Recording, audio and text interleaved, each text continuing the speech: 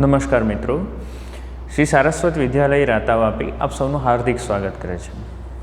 મિત્રો, હું વિશેષ ગોસ્વામી આજે ધોરણ 12ની અંદર જીવ વિજ્ઞાન વિષયમાં પ્રકરણ નંબર 6 આનુવંશિકતાના આણ્વીય આધાર વિશે ચર્ચા કરીશ. તો આનુવંશિકતાનો આણ્વીય આધાર એટલે કે ડીએનએ છે, બરાબર છે.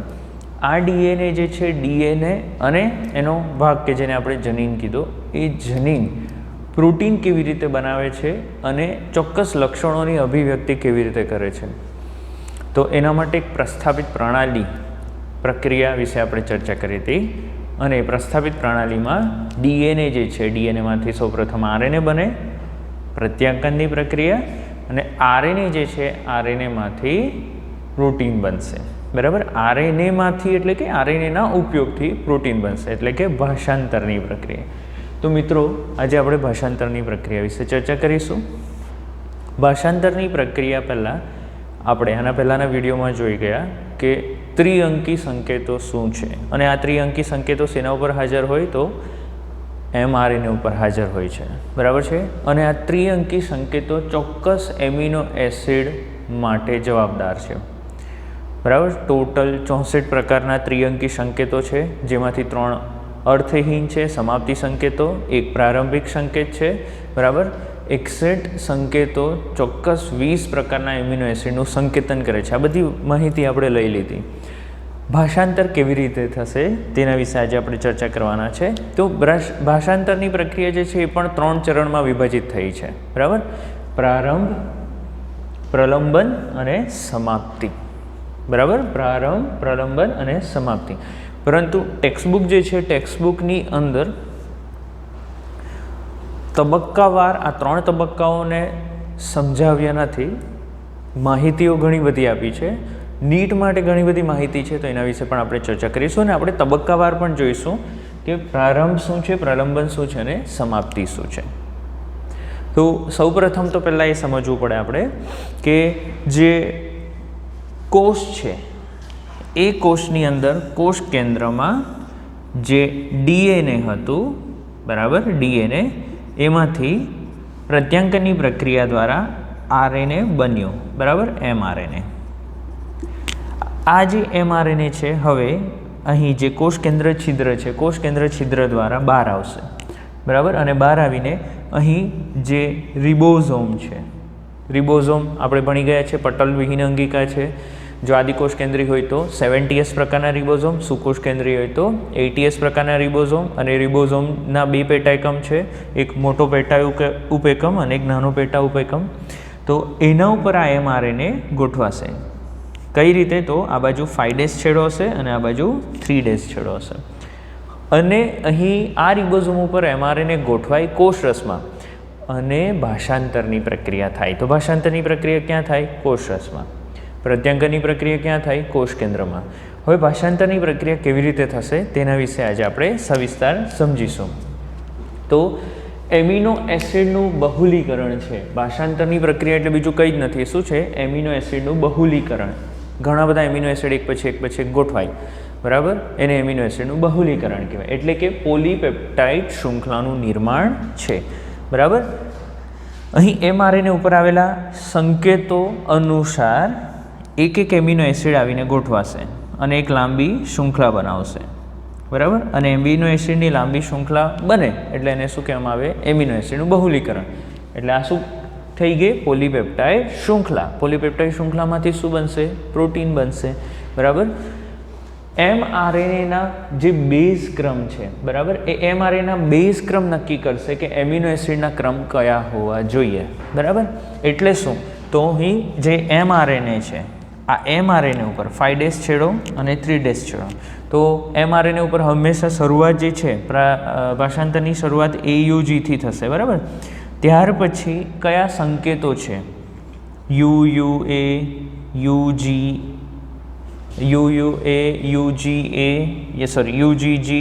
UGC, એવી રીતે કયા સંકેતો છે એના ઉપરથી અહીં નક્કી થશે. UGA છેલ્લો લઈ લઈએ આપણે, બરાબર છે. ચાલો આપણને ખબર છે કે આ મિથિયોનિન માટે છે, તો અહીંયા મિથિયોનિન આવશે, બરાબર છે. ત્યાર પછી આ પણ ચોક્કસ એમિનો એસિડ એક ચાર્ટ આપેલો છે આપણા ટેક્સ્ટબુકની અંદર, એ પ્રમાણે જોઈને એક એક એમિનો એસિડ ગોઠવા. UUA માટે એક ચોક્કસ એમિનો એસિડ, ત્યાર પછી UGG તો એને અનુરૂપ કોઈ એક ચોક્કસ એમિનો એસિડ આવશે, UGC એને અનુરૂપ ચોક્કસ એમિનો એસિડ આવશે. એટલે તમે જોઈ શકો છો કે અહીં એમિનો એસિડ કયો એમિનો એસિડ કઈ રીતે ક્રમમાં ગોઠવાશે કોણે નક્કી કર્યું? તો mRNA ઉપર આવેલા બેઝ ક્રમે, બરાબર. એટલે પોલીપેપ્ટાઇડ શૃંખલામાં એમિનો એસિડનો ક્રમ કોણ નક્કી કરે છે? તો અહીં જે mRNA છે mRNA ઉપર આવેલા બેઝ ક્રમ નક્કી કરે છે. અહીંયા બેઝ ક્રમ કયો છે? ત્રિઅંકી સંકેતો કયા છે એક પછી એક, તેના ઉપરથી આ એમિનો એસિડ એક પછી એક ગોઠવાશે, બરાબર છે. ઓકે, ચાલો. તો આ થયું બહુલીકરણમાં ક્રમ કેવી રીતે નક્કી થાય. તો અહીંયા લખેલું છે કે mRNAના બેઝનો ક્રમ જે છે એ જ નક્કી કરશે કે એમિનો એસિડનો ક્રમ જે છે કઈ રીતનો હશે. પેપ્ટાઇડ બંધ અને tRNA એમિનો એસાઇલેશન. ચાલો, તો હવે આપણે પ્રક્રિયાની શરૂઆત કરીશું. પ્રક્રિયાની શરૂઆત એટલે કે પ્રારંભની શરૂઆત કરીશું. પ્રારંભ એટલે શું? ભાષાંતરની પ્રક્રિયાની શરૂઆત થવા પહેલાં કોષ રસની અંદર, શેની અંદર? કોષ રસની અંદર tRNA જે છે tRNA પહેલાં તૈયાર થવા જોઈએ, બરાબર. ચાલો, તો આ જે કોષરસ છે એ કોષરસની અંદર, આ કોષ કેન્દ્ર છે, કોષરસ છે, અહીંયા ઘણા બધા એમિનો એસિડ છે, બરાબર. આપણે ખોરાક દ્વારા ગ્રહણ કરેલા એમિનો એસિડ અહીંયા હાજર હશે. હવે આ એમિનો એસિડ અત્યારે તો નિષ્ક્રિય છે. કેવા છે? નિષ્ક્રિય છે, બરાબર. તો એને આપણે પહેલાં સક્રિય કરવા પડશે. તો કેવી રીતે? તો એમિનો એસિડનું સક્રિયકરણ. સૌથી પહેલાં આપણે શું કરીશું? એમિનો એસિડનું સક્રિયકરણ કરીશું. તો એમિનો એસિડ સક્રિયકરણ કેવી રીતે થાય? તો એમિનો એસિડ જે છે એ એમિનો એસિડ સૌપ્રથમ, અહીંયા લખું છું, એમિનો એસિડ જે છે એ એમિનો એસિડ સૌપ્રથમ એટીપી સાથે જોડાય, બરાબર. શક્તિનું સ્વરૂપ છે એટીપી, એડિનોસાઇન ટ્રાઇફોસ્ફેટ. અને એટીપી સાથે એમિનો એસિડ જોડાશે એટલે સ્વાભાવિક છે કે એ સક્રિય થઈ જશે. કોણ સક્રિય થઈ જાય? Amino acid. એમિનો એસિડ હવે સક્રિય થઈ જશે, બરાબર. આના માટે જવાબદાર ઉત્સેચક જે છે એ ઉત્સેચકનું નામ છે એમિનો અસાઇલ tRNA સિન્થેટીઝ. શું છે? Amino acyl tRNA સિન્થેટીઝ. અને આ એમિનો એસાઇલ tRNA સિન્થેટીઝની મદદથી એમિનો એસિડ એટીપી સાથે જોડાય અને સક્રિય બને. અને શું બનશે? તો એમિનો એસાઇલ AMP ઉત્સેચક કોમ્પ્લેક્સ. એટલે કે આ ઉત્સેચક સાથે એમિનો એસિડ જોડાઈ જશે, બરાબર છે. તો એક સંકુલ બનાવશે અને એનું નામ છે એમિનો એસાઇલ AMP ઉત્સેચક સંકુલ. આ ઉત્સેચક છે, બરાબર છે. એટીપીમાંથી 2 ફોસ્ફેટ સમૂહ દૂર થાય, કારણ કે આ બંધ બને એટલે, બરાબર છે. તો AMP અને આપણો એમિનો એસિડ, બરાબર, કંઈક આ રીતનું એક સંકુલ બનશે, બરાબર. આ એમિનો એસિડને આપણે સક્રિય કર્યા. તો અહીંયા લખ્યું છે, બરાબર. આથી પ્રથમ અવસ્થા જે છે એ પ્રથમ અવસ્થામાં એમિનો એસિડ સ્વયં એટીપીની હાજરીમાં સક્રિય થાય છે, બરાબર છે. ચાલો, સક્રિય થઈ ગયા પછી શું થશે? એમિનો એસિડ સક્રિય થયા પછી tRNAનું લોડિંગ ચાર્જિંગ થવાનું, બરાબર. એટલે tRNAનું લોડિંગ ચાર્જિંગ એટલે શું? તો એમિનો એસાઇલ tRNA જે છે એ એમિનો એસાઇલ tRNAનું નિર્માણ થવું. એટલે શું? તો સમજાવું છું. અહીં tRNA જે છે, tRNA 2D સ્ટ્રક્ચર હોય તો ચોક્કસ પ્રકારની રચના, કંઈક આ રીતની રચના ધારણ કરે. ક્લોવર લીફ પ્રકારની રચના ધારણ કરે, બરાબર. 2D સ્ટ્રક્ચર કંઈક આ રીતનું હોય અને ક્લોવર લીફ રચના કહેવાય. અને 3D સ્ટ્રક્ચર જો તમે tRNAનું જુઓ તો એ કંઈક આ રીતનું હોય, ઊંધો T આકાર હોય, ઊંધો L આકાર હોય, બરાબર. તો આ જે tRNA છે, ચાલો અહીંયા tRNA હું દર્શાવું છું, કંઈક મેં આ રીતે જ દર્શાવી દીધું છે. તો આ જે ટીઆરએનએ છે એ ટીઆરએનએ હવે આ સક્રિય થયેલા એમિનો એસિડ સાથે જોડાશે. બરાબર. ટીઆરએનએની રચના આપણે જોઈ લીધી છે. બરાબર. આ ટીઆરએનએની રચનાની અંદર અહીં ટીઆરએનએ જોડાણ એમિનો એસિડ જોડાણ સ્થાન હોય, એમિનો એસિડ જોડાણ સ્થાન પાસે એમિનો એસિડ જોડાશે. આ એમિનો એસિડ કેવી રીતે જોડાય તો સમજાવું છું. આ એમિનો એસિડ કેવી રીતે જોડાશે તો અહીં આ ઉત્સેચક જે છે, બરાબર, એ ઉત્સેચક હવે એએમપી અને એમિનો એસિડને લઈને અહીંયા આવશે. બરાબર. આ જગ્યાએ ટીઆરએનએ પાસે આવશે અને અહીં એએમપી એમિનો એસિડને મૂકી દેશે અને ટીઆરએનએ ઉત્સેચક ત્યાંથી છૂટો પડી જશે. કયો ઉત્સેચક તો એમિનો અસાઇલ ટીઆરએનએ સિન્થેટેઝ ઉત્સેચક ત્યાંથી છૂટો પડી જાય અને અહીં એટીપીને એમિનો એસિડને અહીં જોડી જશે. બરાબર. અહીં જે સંકુલ છે કયું એમિનો અસાઇલ એએમપી ઉત્સેચક સંકુલ, આ ઉત્સેચક સંકુલમાંનો ઉત્સેચક જે છે એ ઉત્સેચક ચોક્કસ એમિનો એસિડને અહીં ચોક્કસ ટીઆરએનએ ઉપર ગોઠવશે. ઉત્સેચક પોતે છૂટો પડી જશે અને આ ઉત્સેચક છૂટા પડ્યા પછી અહીં એમિનો એસિડ અને એએમપી કોની સાથે જોડાઈ જશે? ટીઆરએનએ સાથે જોડાઈ જશે. અને ટીઆરએનએનું લોડિંગ ચાર્જિંગ કહેવામાં આવે છે. બરાબર છે. ઓકે. અને હવે જે ટીઆરએનએ બન્યો એની ઉપર એમિનો એસિડ છે એટલે એમિનો અસાઇલ ટીઆરએનએ કહેવાય. હવે આવા ટીઆરએનએને શું કહેશું? Amino acyl tRNA. તો તમને મિત્રો એક પ્રશ્ન થવો જોઈએ કે ચોક્કસ ટીઆરએનએ જે છે એ ટીઆરએનએ પાસે અહીંયા ચોક્કસ પ્રતિસંકેતો હોય. ઉદાહરણ તરીકે પ્રારંભિક સંકેત એયુજી છે તો એયુજી શેના માટે જવાબદાર છે? મિથિયોનિન માટે. તો મિથિયોનિન આ આપણે ધારી લઈએ કે આ મિથિયોનિન છે.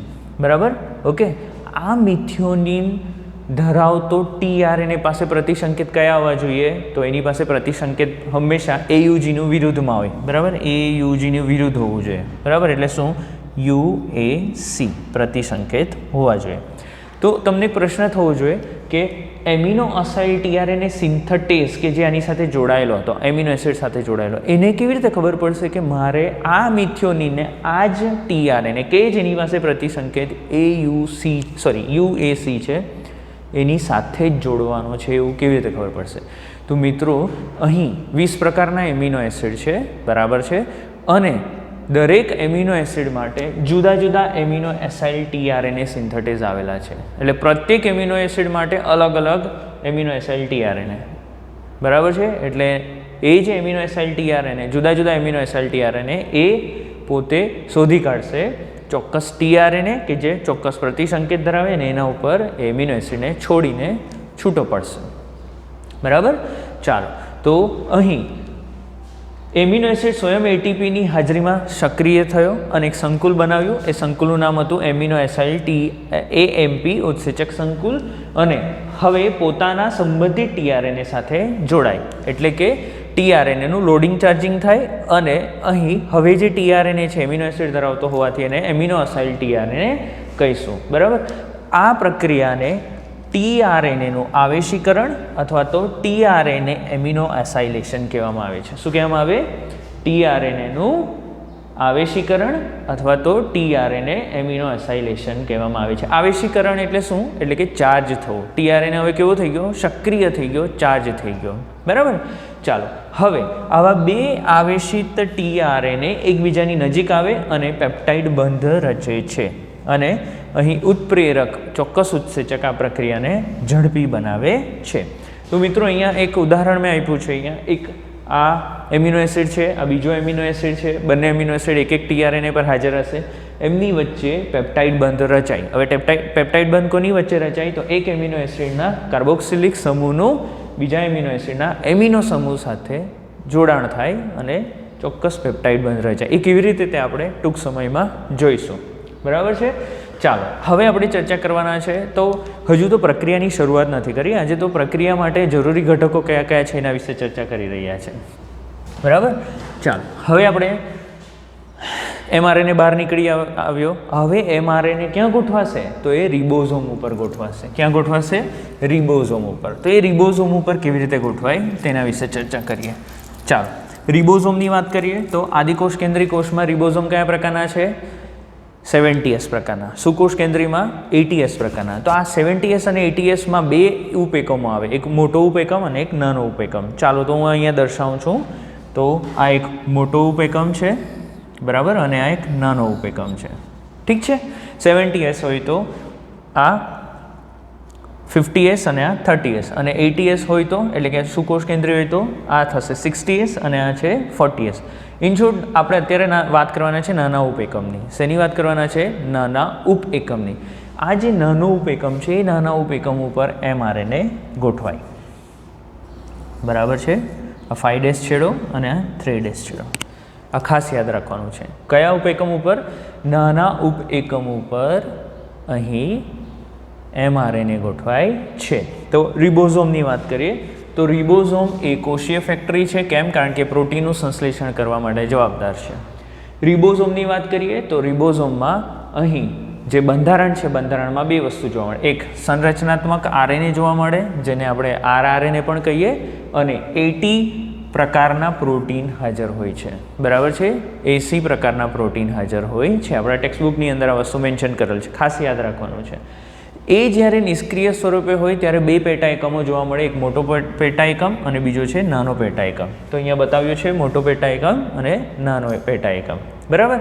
ભાષાંતરની પ્રક્રિયાની શરૂઆત કરવાની હોય એટલે કે પ્રારંભની શરૂઆત કરવાની હોય તો પ્રારંભ માટે સૌપ્રથમ નાનો પેટા એકમ જે છે એ mRNA સાથે જોડાય છે. તો તમે જોઈ શકો છો આ નાનો પેટા એકમ છે એ mRNA સાથે જોડાય છે. તો mRNA નાના પેટા એકમને કેવી રીતે ઓળખશે? તો અહીંયા લખ્યું છે કે જો આદિકોષ કેન્દ્રી કોષ હોય, બરાબર, કયો? આદિકોષ કેન્દ્રી કોષ. તો આ આદિકોષ કેન્દ્રી કોષની અંદર ચોક્કસ પ્રકારના SD ક્રમ mRNA ઉપર આવેલા હોય છે. કયા? આદિકોષ કેન્દ્રી કોષમાં આ જે mRNA છે એ mRNA ઉપર અહીંયા પ્રારંભિક કોડોન છે AUG પહેલાં અહીંયા 6 થી 8 જેટલા ચોક્કસ ક્રમ આવેલા હોય છે અને એને SD ક્રમ કહેવામાં આવે છે. શું કહેવામાં આવે છે? SD ક્રમ કહેવામાં આવે છે.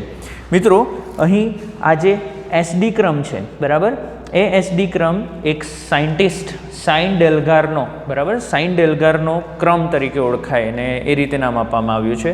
તો આ જે સાઇન ડેલ્ગારનો ક્રમ છે, સાઇન ડેલ્ગારનો ક્રમ અહીં આ નાના પેટા ઉપએકમને શોધી કાઢશે. કેવી રીતે? તો એની પાસે એન્ટી સાઇન ડેલ્ગારનો ક્રમ હોય. આ જે નાનો પેટા ઉપએકમ છે એ નાના પેટા ઉપએકમ પર પણ mRNA હશે, RNA હશે, નોટ mRNA, RNA હોય અને એ RNA પર અહીં પ્રતિ સાઇન ડેલ્ગારનો ક્રમ આવેલા હોય, એન્ટી સાઇન ડેલ્ગારનો. તો અહીંયા SD, બરાબર, અને અહીંયા ASD બંને એકબીજાના પૂરક છે એટલે સ્વાભાવિક છે ઓળખી કાઢશે. અને ઓળખી કાઢીએ, ઓકે, એટલે અહીંયા mRNA ગોઠવાઈ જશે, બરાબર છે. સુકોષ કેન્દ્રી કોષની વાત કરીએ, આપણે આદિકોષ કેન્દ્રીની વાત કરીએ, હવે સુકોષ કેન્દ્રી કોષની વાત કરીએ. તો સુકોષ કેન્દ્રી કોષની અંદર SD ક્રમ નથી હોતા, બરાબર.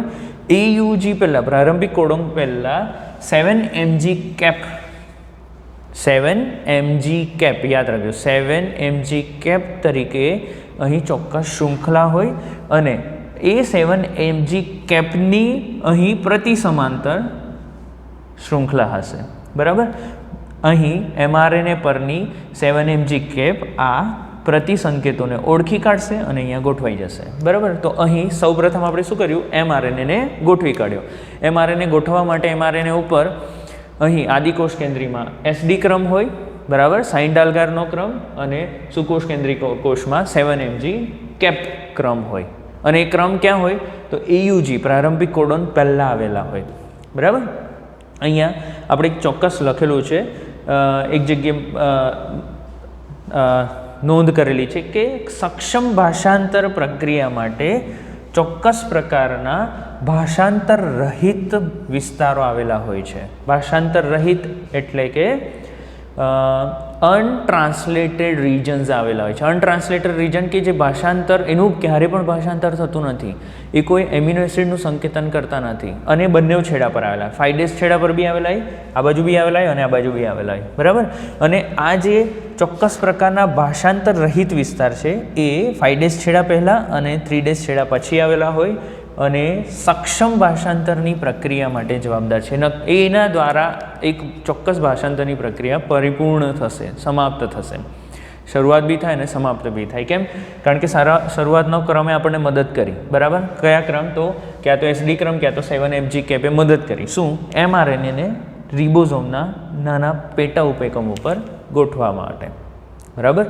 તો પ્રારંભ આપણે કરી દીધો, બરાબર. પ્રારંભમાં શું કર્યું? તો સૌ પહેલાં તો આપણે એમિનો એસિડ જે છે એમિનો એસિડને સક્રિય કર્યા.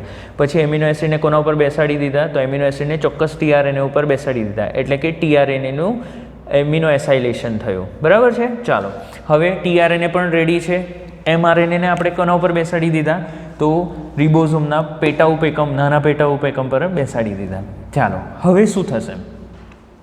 તો અહીં ભાષાંતરની પ્રક્રિયાની શરૂઆત જે છે, જેમાં નાનો પેટા એકમ એમઆરએનએ સાથે જોડાઈ ગયો, બરાબર. હવે પોલીપેપ્ટાઇડનું નિર્માણ જે થવાનું છે એના માટે આ જે મોટો પેટા ઉપેકમ છે એ મોટા પેટા ઉપેકમ ઉપર આપણા ટેક્સ્ટબુકની અંદર 2 બાજુ છે એવું કીધેલું છે, બરાબર છે. તમે જો વધુ વાંચન કરશો રેફરન્સ બુકનો ઉપયોગ કરીને તો એની અંદર કહેવામાં આવ્યું છે કે 3 બાજુઓ છે, બરાબર. મુખ્ય 2 બાજુઓ આપણે ચર્ચા કરી લઈએ. 2 બાજુ કઈ છે તે?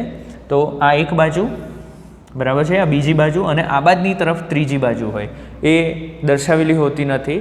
તો 3 બાજુ કઈ? પી બાજુ એટલે કે પેપ્ટાઇલ બાજુ, એ બાજુ એટલે એમિનો એસાઇલ બાજુ, અને ઈ બાજુ, બરાબર.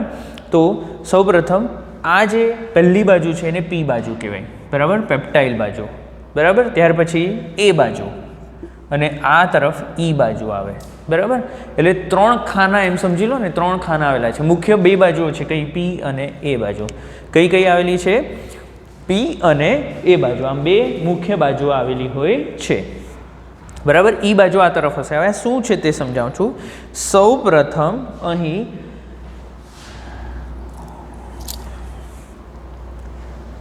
AUG પાસે પી બાજુ હશે. પી બાજુ જે છે, પી બાજુ કઈ તરફ ગોઠવાયેલી હશે? તો AUG પાસે, બરાબર. હવે AUG એટલે શું છે? પ્રારંભિક કોડોન છે, પ્રારંભિક સંકેત છે. એટલે સ્વાભાવિક છે કે અહીંયા એવો ટીઆરએનએ આવીને ગોઠવાશે, બરાબર છે, એવો ટીઆરએનએ આવીને ગોઠવાશે કે જેની પાસે પ્રતિસંકેત કયો છે? અહીંયા AUG છે એટલે સ્વાભાવિક છે અહીંયા પ્રતિસંકેત કેવો હશે? UAC પ્રતિસંકેત.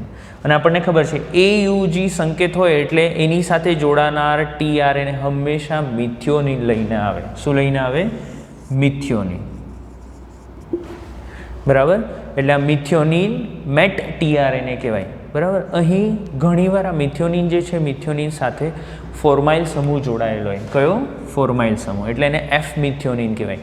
તો ફોર્માઇલ મિથિયોનિન સમૂહ એમિનો એસિડ ધરાવતો ટીઆરએનએ અહીંયા આવીને જોડાઈ જશે.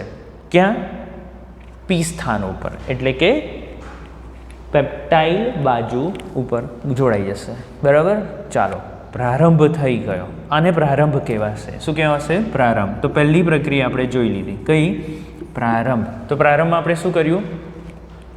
તો પ્રારંભની અંદર અહીં શરૂઆતમાં પહેલાં તો આપણે એમિનો એસિડને ચાર્જ કરી દીધા, ત્યાર પછી ટીઆરએનએનું અસાઇલેશન કર્યું, બરાબર. એટલે ટીઆરએનએ ઉપર એમિનો એસિડ જોડી દીધા.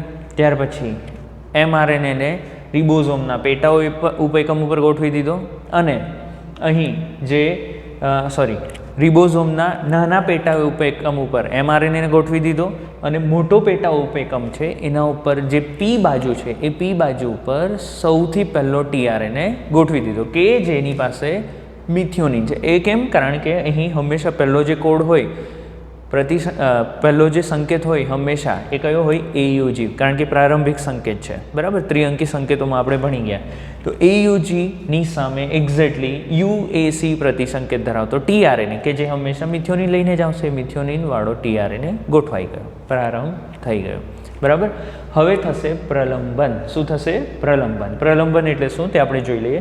તો આપણે એ ચર્ચા કરી દીધી કે પોલીપેપ્ટાઇડ નિર્માણ છે તો તેમાં 3 બાજુ, પી બાજુ, એ બાજુ અને ઈ બાજુ. પી બાજુને પેપ્ટાઇલ બાજુ કહેવાય, એ બાજુને એમિનો એસાઇલ બાજુ કહેવાય, અને ઈ બાજુને નિર્ગમન બાજુ કહેવાય. હવે શું થાય તે સમજાવું છું. અહીં પી બાજુએ પહેલો ટીઆરએનએ ગોઠવાઈ ગયો, બરાબર છે, એમિનો એસાઇલ ટીઆરએનએ. ત્યાર પછી પ્રલંબન વખતે બીજો એક એમિનો એસિડ એ બાજુ ઉપર ગોઠવાશે. કેવી રીતે ગોઠવાશે? તો અહીંયા જે સંકેત છે, બરાબર, એ સંકેત મુજબ ગોઠવાઈ જશે. ઉદાહરણ તરીકે અહીંયા સંકેત છે GGG, બરાબર. તો આપણા ટેક્સ્ટબુકની અંદર તમે સંકેતો જોઈ શકો છો, વિવિધ એમિનો એસિડ માટેના સંકેતો. તો તેમાં GGG છે, બરાબર, એ ગ્લાયસિનનું સંકેતન કરે છે. શેનું? ગ્લાયસિનનું.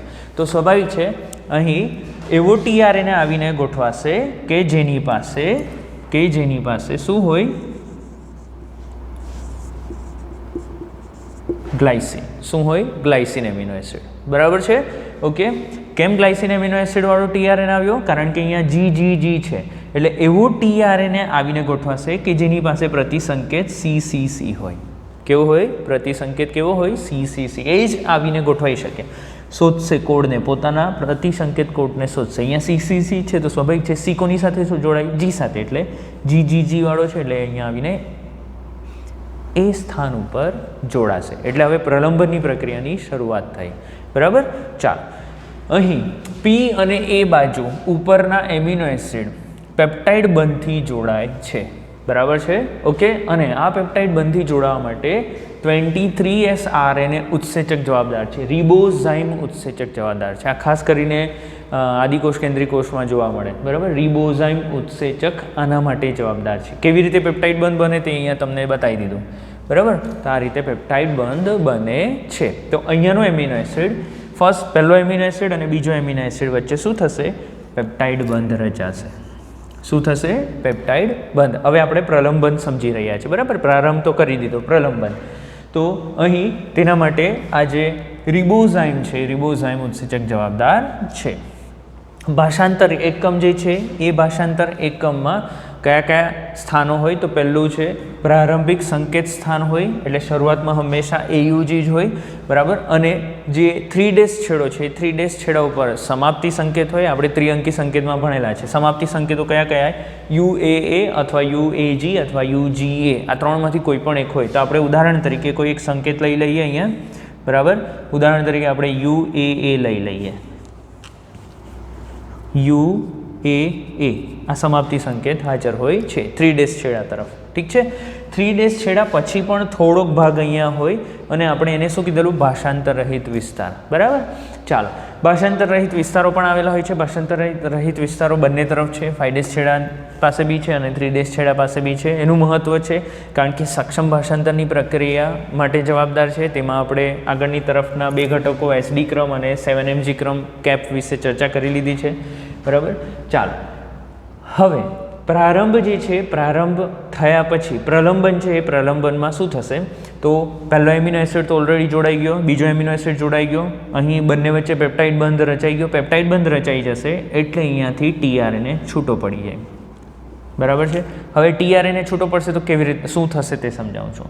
હવે આ જે રિબોઝોમ છે એ રિબોઝોમ હવે એક સ્થાન આગળ ખસશે. રિબોઝોમ mRNA ઉપર 5' થી 3' છેડા તરફ આગળ વધશે. તો અહીંયા રિબોઝોમ 5' થી 3' તરફ જ્યારે સ્થળાંતર કરે તેના માટે ટ્રાન્સલોકેઝ નામનો ઉત્સેચક જવાબદાર છે. મિત્રો આ નોંધ કરજો ખાસ, ટ્રાન્સલોકેઝ નામનો ઉત્સેચક, અને એના માટે શક્તિ GTP પ્રોવાઈડ કરશે. ચાલો, તો એને ખસેડી દઈએ આપણે. તો અહીં અને ખસેડશું તો શું થશે? ચાલો, એક સ્થાન ખસેડ્યું આપણે. તો અહીંયા નાનો પેટા ઉપએકમ છે, અહીં મોટો પેટા ઉપએકમ છે, બરાબર છે.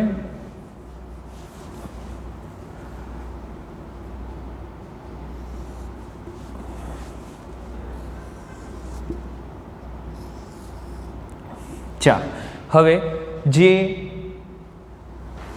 મિથિયોનિન લઈને આવેલો tRNA હતો એ કયા સ્થાન ઉપર પહોંચી ગયેલો હશે? કારણ કે આપણું રિબોઝોમ ખસ્યું ને, રિબોઝોમ ખસ્યું એટલે બે tRNA હતા. બે tRNAમાંથી એક tRNA કે જેની પાસે શું હતું? મિથિયોનિન, F મિથિયોનિન, એ હવે E સ્થાન ઉપર આવી ગયો. કયા સ્થાન ઉપર? E સ્થાન, E બાજુ ઉપર આવી ગયો, કારણ કે એ નિર્ગમન બાજુ છે એટલે ત્યાંથી tRNA એક્ઝિટ લેશે, બરાબર. અને આપણું બીજું જે ગ્લાયસિનવાળું tRNA હતું, કયું? ગ્લાયસિનવાળું tRNA, બરાબર. એ ગ્લાયસિનવાળું tRNA અહીંયા છે. કયા સ્થાન ઉપર? તો આ કયું સ્થાન છે? P સ્થાન. તો હવે P સ્થાન ઉપર શું આવી ગયું? બીજા નંબરનો tRNA આવી ગયો, બરાબર. પહેલા નંબરનો tRNA ક્યાં પહોંચી ગયો? E સ્થાન ઉપર. હવે આપણું A સ્થાન ખાલી થઈ ગયું, બરાબર છે. હવે એ સ્થાન ખાલી થયું એટલે શું થશે? તો અહીંયા mRNA ઉપર જે કોડ હોય, ઉદાહરણ તરીકે CGG છે, બરાબર? તો CGG હોય તો આપણે ફરીથી જોઈ લઈએ. CGG માટે જવાબદાર એમિનો એસિડ કયો છે? તો CGG જે છે, તમે ટેક્સ્ટબુકમાં જોઈ શકો છો, CGG તો એ આર્જિનિન નામના એમિનો એસિડ માટે સંકેતન પૂરું પાડે. એટલે કે અહીં એવો tRNA આવીને ગોઠવાશે. આપણે tRNA ને અલગ કલરથી બતાવીએ એટલે શું તમને દેખાશે, બરાબર? FMET, ત્યાર પછી અહીં ગ્લાયસિન. ચાલો, પહેલાં તો પેપ્ટાઇડ બંધ જેવો રચાઈ ગયો એટલે અહીંયા ઈ સ્થાન પરથી આ tRNA નીકળી ગયો એમિનો એસિડ છોડીને, અને એમિનો એસિડ અને ગ્લાયસિન વચ્ચે અહીં પેપ્ટાઇડ બંધ રચાઈ ગયો છે. એ સ્થાન ખાલી થઈ ગયું આપણું, બરાબર છે? કેમ? કારણ કે અહીંનો tRNA ખસી ગયો છે. હવે એ સ્થાન ખાલી થઈ ગયું એટલે નવો tRNA આવીને ગોઠવાશે. કયો tRNA આવીને ગોઠવાશે? એવો tRNA કે જેની પાસે પ્રતિસંકેત કયા હોય? GCC. અને હંમેશા CGG માટે કયો એમિનો એસિડ હોય? તો આની પાસે એમિનો એસિડ કયો હશે? આર્જિનિન. કયો હશે? આર્જિનિન. તો અહીં આર્જિનિન આવીને ગોઠવાઈ જશે. ફરીથી આ જ પ્રક્રિયા થશે. હવે શું થશે? આ બંને વચ્ચે પેપ્ટાઇડ બંધ રચાઈ જશે, બરાબર? પહેલાં ડાયપેપ્ટાઇડ, ટ્રાયપેપ્ટાઇડ થઈ ગયું. હવે ફરીથી આ જે રિબોઝોમ છે, રિબોઝોમ ખસશે 5' થી 3' છેડા માટે, છેડા તરફ. એના માટે ટ્રાન્સલોકેઝ ઉત્સેચક જવાબદાર છે, બરાબર છે? એ જેવો ખસશે એટલે શું થશે? તો આ જે ગ્લાયસિન ધરાવતો tRNA છે એ ઈ સ્થાન ઉપર આવી જાય. આર્જિનિન ધરાવતો tRNA એ કયા સ્થાન ઉપર આવી જશે? P સ્થાન ઉપર આવી જશે, બરાબર છે? બંને વચ્ચે પેપ્ટાઇડ બંધ બી રચાઈ જશે એટલે ગ્લાયસિન ધરાવતો tRNA ત્યાંથી છૂટો પડી જશે ગ્લાયસિનને છોડીને, બરાબર છે? એટલે આ છોડીને છૂટો પડી જશે. આપણું રિબોઝોમ હવે કંઈક આગળ વધશે. એટલે હવે આ P સ્થાન થઈ ગયું, અહીંયા એ સ્થાન આવશે. હવે નવો કોડ અહીંયા જે હશે, બરાબર છે? CCC, નવો એમિનો એસિડ ધરાવતો tRNA અહીંયા આવશે. નવો tRNA જે એમિનો એસિડ ધરાવતો હોય તે આવશે. એટલે આવી રીતે પોલીપેપ્ટાઇડ શૃંખલાનું નિર્માણ થયા કરશે. જેમ જેમ રિબોઝોમ ખસતો જશે તેમ તેમ એક એમિનો એસિડ ગોઠવાતા જશે, બરાબર છે? તો એમિનો એસિડનું બહુલીકરણ થઈ ગયું. હવે આ પ્રક્રિયાની સમાપ્તિ કેવી રીતે થશે? તો એક સમય એવો આવશે કે જ્યારે આ mRNA ઉપર શું હોય? તો પ્રતિસંકેત હોય. તો અહીંયા મેં લખેલો છે UAA પ્રતિસંકેત જેવો આવશે કે જે કોઈ એમિનો એસિડનું માટે જવાબદાર સંકેતન પૂરો પાડતો નથી. એટલે અહીંયા કોઈ tRNA હવે એ સ્થાન ઉપર જોડાશે નહીં, બરાબર? આગળ જઈએ આપણે. તો ભાષાંતર પ્રક્રિયાનો અંત અને પોલીપેપ્ટાઇડ મુક્તિ. પ્રારંભ આપણે જોઈ લીધું. તો પ્રારંભ માટે રિબોઝોમ mRNAના AUG સાથે જોડાય. ફક્ત પ્રારંભિક tRNA દ્વારા તેની ઓળખ થાય એ આપણે ચર્ચા કરી લીધી. પ્રલંબન છે, પ્રલંબનમાં એમિનો એસિડ tRNA પછી જોડાય, ચર્ચા થઈ ગઈ. સમાપ્તિ. તો સમાપ્તિમાં વિમોચનકારક, ચોક્કસ પ્રકારનો કારક છે અને એને વિમોચનકારક કહેવાય. એ વિમોચનકારક સમાપ્તિ સંકેત સાથે જોડાય, બરાબર? આ સમાપ્તિ સંકેત છે એની સાથે એક ચોક્કસ પ્રકારનો કારક જોડાય, એને વિમોચનકારક કહેવાય, બરાબર? અને એ પ્રક્રિયાનો અંત કરે, બરાબર છે? અને તે રિબોઝોમથી જે પોલીપેપ્ટાઇડ શૃંખલા છે, આ રિબોઝોમની સાથેની જે પોલીપેપ્ટાઇડ શૃંખલા છે એને પણ છૂટી પાડી દેશે. એને પણ શું કરશે? છૂટી પાડી દેશે, બરાબર? તો આ થઈ સમાપ્તિ. આ શું થઈ? સમાપ્તિ, બરાબર? ચાલો એકવાર ફરીથી રીકેપ જોઈ લઈએ. આપણે 3 તબક્કાઓમાં વિભાજિત કરેલી છે પ્રક્રિયાને: પ્રારંભ, પ્રલંબન અને સમાપ્તિ. પ્રારંભની અંદર શું કર્યું? તો પ્રારંભમાં સૌપ્રથમ આપણે જે કોષ હતો એ કોષની અંદર એમિનો એસિડને સક્રિય કર્યા, એટીપીને જોડીને. ત્યાર પછી એને ચોક્કસ tRNA સાથે જોડી દીધા, tRNA એસાઇલેશન. ત્યાર પછી આપણે શું કર્યું? તો અહીં જે રિબોઝોમ છે એ રિબોઝોમના નાના પેટા ઉપએકમ ઉપર mRNAને ગોઠવી દીધો, બરાબર? આ પ્રારંભની પ્રક્રિયામાં અહીં mRNA જે છે એ રિબોઝોમના નાના પેટા એકમ પર ગોઠવાય અને અહીંયા સૌથી પહેલો F-મિથિયોનિન ધરાવતો tRNA જોડાઈ જશે. આ પ્રારંભ થયો. ત્યાર પછી શું થશે? જે રિબોઝોમ છે, રિબોઝોમ 5' થી 3' છેડા તરફ ખસતું જશે. એટલે શું થવાનું? તો અહીં P સ્થાન ઉપર ઓલરેડી એક tRNA છે, એ સ્થાન ઉપર નવો tRNA આવશે અને આ જે એમિનો એસિડ છે, એમિનો એસિડ એના ઉપરના એમિનો એસિડ પેપ્ટાઇડ બંધથી જોડાઈ જશે. હવે આ જે રિબોઝોમ છે 5' થી 3' છેડા તરફ ખસતા જશે. જેમ જેમ ખસતા જાય તેમ તેમ પી સ્થાન ઉપર પાછળ એ સ્થાનવાળો ટીઆરએનએ પી સ્થાન ઉપર આવી જાય અને એ સ્થાન ખાલી થઈ જાય, બરાબર. અને પી સ્થાનવાળો એમઆરએનએ પી સ્થાન ઉપર આવેલો ટીઆરએનએ ત્યાંથી ઈ સ્થાનમાંથી નીકળી જશે, બરાબર. હવે નવો ટીઆરએનએ આવશે એટલે નવો એમિનો એસિડ આવ્યો, આમ નવા એમિનો એસિડ ગોઠવાતા જશે અને પ્રલંબન થશે. ત્યાર પછી સમાપ્તિમાં ચોક્કસ સમાપ્તિ સંકેત હાજર હોય એમઆરએનએ ઉપર, એ જેવું આવે એટલે તરત જ ચોક્કસ વિમોચનકારક ત્યાં આવશે, એને ઓળખશે, એમાઇનો એસિડની લાંબી શૃંખલાને છૂટી પાડી દેશે રિબોઝોમથી અને પ્રક્રિયા પૂર્ણ થશે, બરાબર. આના વિડીયો તમે યુટ્યુબ ઉપર સર્ચ કરશો તો તમને એમાં ઘણી બધી માહિતી પણ પ્રાપ્ત થશે, બરાબર છે. જેમ વધુ વાંચન કરશો અને આમાં ઘણા બધા વધારેના મુદ્દાઓ પણ ચર્ચા કરી છે, તમે જોશો તો તમને અહીં વિડીયો જ્યારે જોશો તો વધારે ખ્યાલ આવશે, બરાબર છે. ચાલો, થેન્ક યુ સો મચ.